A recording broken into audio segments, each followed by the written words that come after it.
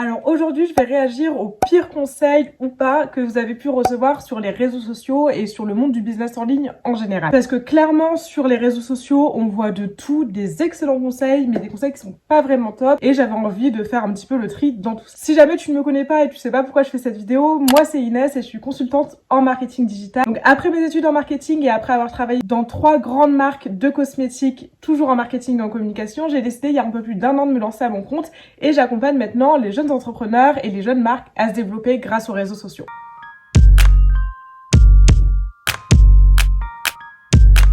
Alors on va commencer avec le conseil le plus absurde que je n'ai jamais vu de ma vie. Si tu as un handicap, tu ne peux pas réussir sur les réseaux sociaux. Évidemment, c'est complètement faux et heureusement d'ailleurs. Au contraire, j'ai envie de dire en fait, les réseaux sociaux c'est ouvert et accessible surtout à tout le monde. Peu importe ton genre, peu importe niveau social, vraiment n'importe qui peut avoir accès aux réseaux sociaux et n'importe qui peut développer sa communauté et du coup ses business grâce aux réseaux sociaux. Vraiment, je ne sais pas qui a pu dire ça un jour, mais c'est complètement faux et heureusement d'ailleurs. Alors investir des centaines d'euros dans une formation, alors là pour moi c'est le meilleur conseil. Sincèrement, investir pour se former, pour se développer, pour développer son business, c'est le meilleur conseil. Vraiment, je sais que ça fait peur. Je sais que on n'a pas envie de dépenser de l'argent, etc. Mais justement, c'est là où se fait toute la différence. Si c'est pour développer ton business ou alors te développer toi, c'est pas une dépense, c'est un investissement. Et c'est là la différence entre les personnes qui réussissent et les personnes qui ne réussissent pas. Et je sais que ça n'avait pas plaisir à entendre parce qu'on se dit qu'on peut réussir tout seul, parce qu'on se dit qu'on va réussir sans dépenser un centime. C'est les réseaux sociaux, c'est facile, tout le monde y arrive. C'est complètement faux. Allez faire un tour sur Instagram et regardez le nombre de comptes de marques ou d'entrepreneurs qui sont laissés à l'abandon. Pourquoi? Parce que ces personnes ont voulu tout faire tout seules. Ces personnes ont cru qu'elles allaient y arriver seules. Je suis désolée, c'est pas le cas. C'est quasiment impossible de réussir à développer un business seul. Je dis pas qu'il faut investir des dizaines de milliers d'euros dès ton premier mois, mais c'est certain, à un moment donné ou à un autre, tu vas devoir investir pour ton business, dans ton business, pour te développer. Si tu n'es pas prêt à investir pour ton business, si tu ne vois pas l'intérêt, sincèrement, ne le fais pas. Sincèrement, ne te lance pas dans le business parce que tu pars déjà avec un état d'esprit qui ne va pas te permettre d'avoir des résultats. Si t'es pas prêt à investir de ton temps, de ton énergie, de ton argent, à faire des sacrifices pour développer un business, sincèrement, mon meilleur conseil là, c'est de ne pas le faire tout simplement. Le business en ligne, c'est pas fait pour tout le monde et c'est ok. Alors faire des vidéos de plus d'1 minute sur TikTok, j'ai envie de te dire, si tu veux te faire de l'argent, bah oui, c'est un très bon conseil.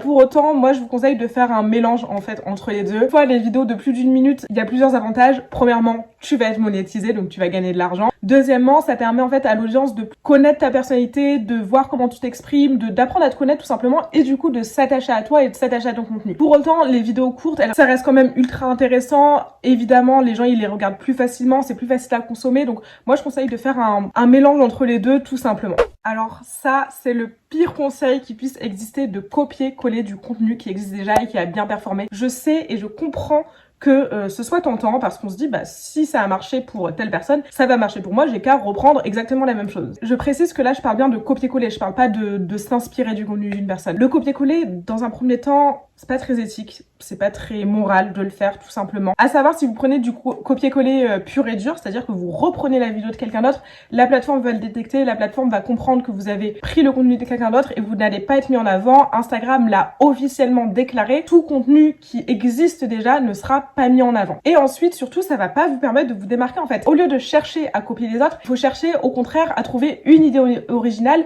une idée qui va nous permettre de nous démarquer des autres. Avoir un minimum d'abonnés pour vendre, je pense que c'est le mythe le plus courant sur les réseaux sociaux. Mais ça, c'est vraiment quelque chose qui est dans ta tête. C'est une croyance que tu as. Tu te dis, bah, il faut que j'ai 1000 abonnés. Mais en fait, quand tu auras 1000 abonnés, tu vas dire, il faut que j'ai 10 000 abonnés. Puis il faut que j'ai 100 000 abonnés. Déjà, la course aux abonnés, elle ne finit jamais. Faut le savoir.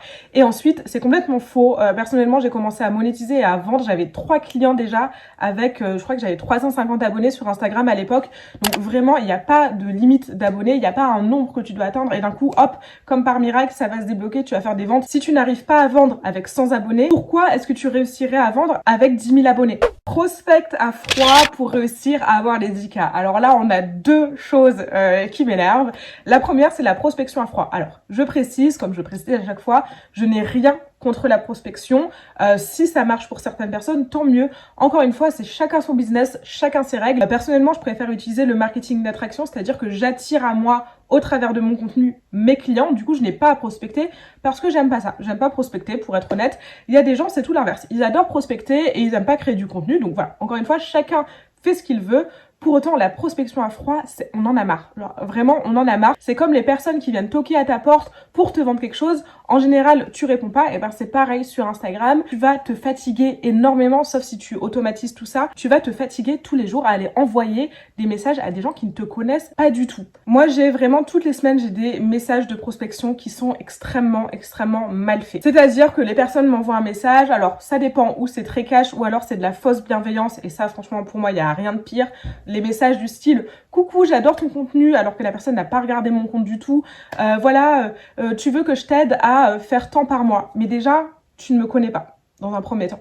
Tu ne sais pas combien je gagne, tu ne sais pas quels sont mes besoins, tu ne sais pas où j'en suis, tu ne sais pas où je veux aller. Donc, comment tu peux venir me proposer une offre? En fait, là, ça bloque vraiment, il faut vraiment le comprendre. Tu ne peux pas proposer une offre, tu ne peux pas proposer tes services ou tes produits à quelqu'un que tu ne connais pas. C'est impossible. Un jour, en DM, j'ai une personne qui est venue me prospecter et me dire « Je vais t'aider à faire les 2000 € par mois, t'inquiète pas, grâce à moi, tu vas réussir à gagner 2000 € par mois. » Mais je gagne bien plus que 2000 € par mois, donc qu'est-ce que tu me proposes là exactement? De baisser en termes de revenus, ça m'intéresse absolument pas, je suis pas du tout ta cible. Donc il faut vraiment analyser, comprendre sa cible si tu veux faire de la prospection et ensuite aller prospecter de manière encore une fois intelligente et sensée. Ensuite, les 10 cas par mois, ils sont atteignables sans prospection, je peux vous le garantir. Encore une fois, chacun fait comme il veut. Et les 10 cas par mois, moi, ce qui me dérange dans ce chiffre, je suis tombée dans le piège aussi au début, c'est que tout le monde en parle comme si c'était le saint graal du business en ligne, comme si tout entrepreneur devait atteindre les 10 cas. Mais pourquoi est-ce qu'on a fixé déjà ce chiffre? Alors, oui, parce que ça fait rêver, parce qu'on passe la barre des 5 chiffres, mais déjà, sachez-le également, très important, quand les gens vous disent « je fais 10K », ils ne mettent pas 10K dans leur poche. Je fais 10K, ça veut dire j'ai signé en général 10 000 € de contrat. Tes 10 000 € de contrat, tu peux les faire sur un an. Donc en fait, t'as même pas gagné 1000 € par mois. Alors, un nombre précis de hashtags. Alors ça, parce que la personne m'a demandé entre 3 et 7 hashtags. C'est un rapport d'Instagram qui était sorti il y a quelques mois déjà, qui conseillait de mettre 3, 5, 7 hashtags. Pourquoi ils ont conseillé ça et pourquoi c'est à moitié vrai? En fait, les hashtags, ça va permettre à Instagram de comprendre qui tu es, ce que tu fais et du coup de mieux référencer ton contenu. En fait, Instagram, ils ont dit ça pour que les gens soient le plus précis possible dans leur hashtag pour éviter les hashtags beaucoup trop vagues. Voilà, il faut vraiment que tu sois spécifique dans tes hashtags et c'est pour ça qu'on recommande en général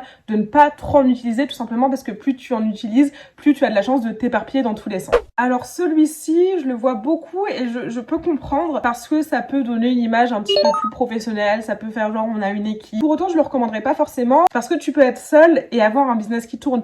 Enfin, en fait, utiliser le nous, ça veut dire que tu as un peu honte d'être tout seul et je trouve ça dommage. Là, pour le coup, il n'y a pas de oui ou non, tu fais comme tu veux, mais voilà, à voir pourquoi tu le fais. Est-ce que tu as honte d'être seul dans ton équipe? Il n'y a pas à avoir honte. Alors, relancer les clients le dimanche matin, ça j'ai envie de dire, ça dépend vraiment de toi. Je trouve pas que ce soit forcément un mauvais conseil. En fait, c'est propre à chacun de fixer ses limites, de se dire je veux travailler 7 jours sur 7 ou alors je travaille pas le week-end. Si c'est vos clients qui vous contactent le dimanche, à vous de voir si vous voulez répondre ou pas, prévenez-les en avance quand même. Après, relancer un prospect le dimanche, c'est vrai que personnellement je ne le ferai pas parce que encore une fois, pour moi, le dimanche c'est un peu un jour où je prends du temps off des réseaux sociaux. Je sais que c'est le cas pour la plupart des personnes, donc je me permettrai pas forcément de relancer la personne le dimanche, sauf si on s'est mis d'accord au préalable, je reviens vers toi dimanche, etc. En fait, c'est ça le problème avec les réseaux sociaux, c'est qu'on est toujours sur nos téléphones, toujours à répondre, toujours prêt à répondre et à envoyer un message. Mais des fois, il faut aussi se rendre compte que en envoyant un message, en fait, on rentre chez les gens, l'air de rien, et t'as pas forcément envie de rentrer chez les gens un dimanche à 8 h du mat. Alors, liker les posts et s'abonner, se désabonner, vraiment pire conseil du monde.